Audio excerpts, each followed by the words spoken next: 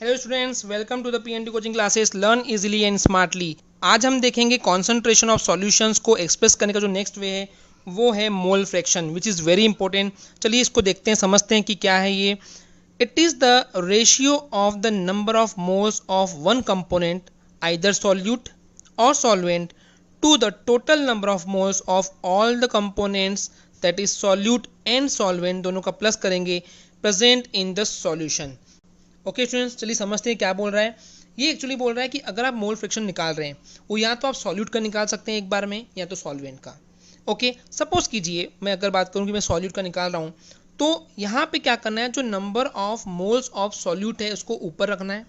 Okay, and ratio बोला है, यानी कि अपॉन में क्या आ जाएगा, total moles of the solution, मतलब कि सॉल्यूट एंड सॉल्वेंट के दोनों को मिला करके।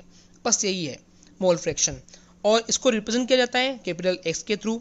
तो यहाँ पे एक कंडीशन दी गई है कि इफ मान रहे हैं कि स्मॉल एन बी जो है वो मोल्स ऑफ द सॉल्यूट है, and it is dissolve in the N A, that is moles of solvent, यानी कि सॉल्वेंट के जो मोल्स है उसको एन ए बोला गया है, एंड जो सॉल्यूट के जो मोल्स हैं उसको एन बी बोला गया है। Then total number of moles in solution will be small N A plus small N B. Okay, दोनों को प्लस कर देंगे सिंपली।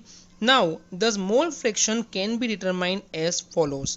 अब इसका फॉर्मूला देखते हैं कि मोल फ्रैक्शन ऑफ सॉल्यूट निकाल रहा हूँ, जैसे कि मैंने अभी आपको बताया था, तो इज इक्वल हो जाएगा number of moles of solute upon total number of moles of solution, तो हो जाएगा N B upon N A plus N B. Okay students, अगर इसी फॉर्मूले में मैं चेंजेस करूँ, मेरे को बोला गया कि मान लीजिए मेरे को फाइंड करना है मोल फ्रैक्शन ऑफ सॉल्वेंट, तो यहाँ हो जाएगा number of moles of solvent upon total number of moles of solution.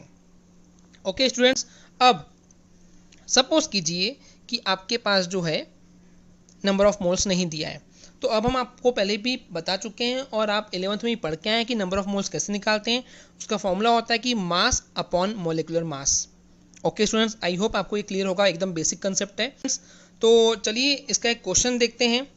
Question में बोला गया है कि a solution contains 25% water, 25% ethyl alcohol and 50% acetic acid by mass. कुछ मास दिया हुआ है, कितना है नहीं पता है, पर उनका परसेंटेज में दिया है कि 25% वाटर है, 25% इथाइल एल्कोहल है एंड 50% जो है वो एसिटिक एसिड है।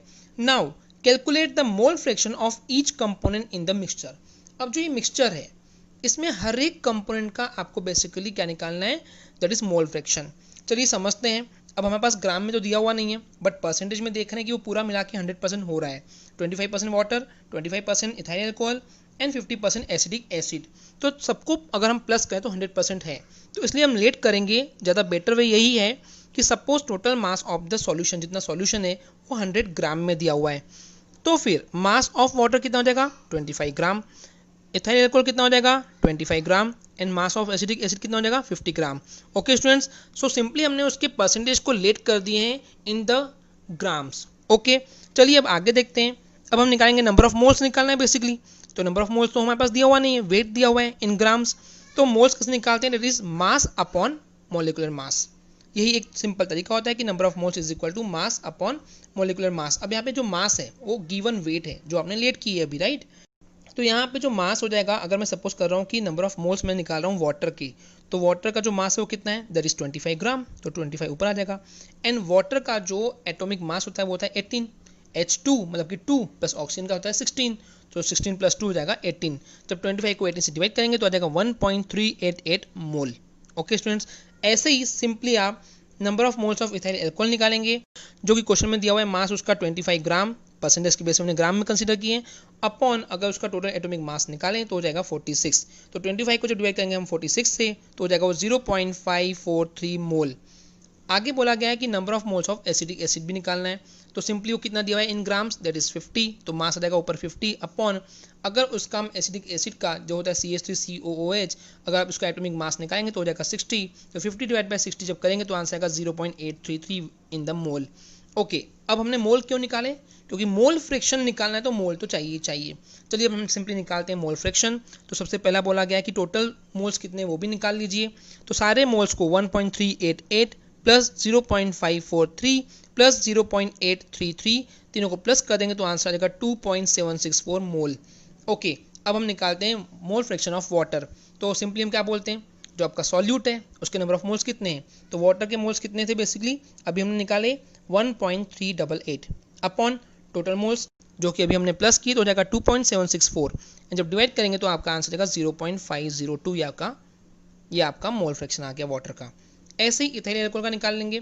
तो इथाइल एल्कोहल का जो बेसिकली नंबर ऑफ मोल्स था वो था 0.543 upon total number of moles of the solution वो है 2.764। जब डिवाइड करेंगे तो आंसर आ जाएगा 0.196 and the last one mole fraction of acidic acid, इसका जो नंबर ऑफ मोल्स था वो था 0.833 upon total number of moles of the solution वो है 2.764। जब डिवाइड करेंगे तो आंसर आ जाएगा 0.302। आई होप स्टूडेंट्स आपको क्लियर हो गया होगा। अगर स्टूडेंट्स आपको हमारी वीडियो से कुछ भी सीखने मिला या नॉलेज मिला तो प्लीज़ हमारे चैनल को सब्सक्राइब कीजिए एंड वीडियो को लाइक जरूर करें। आज के लिए इतना ही, थैंक यू।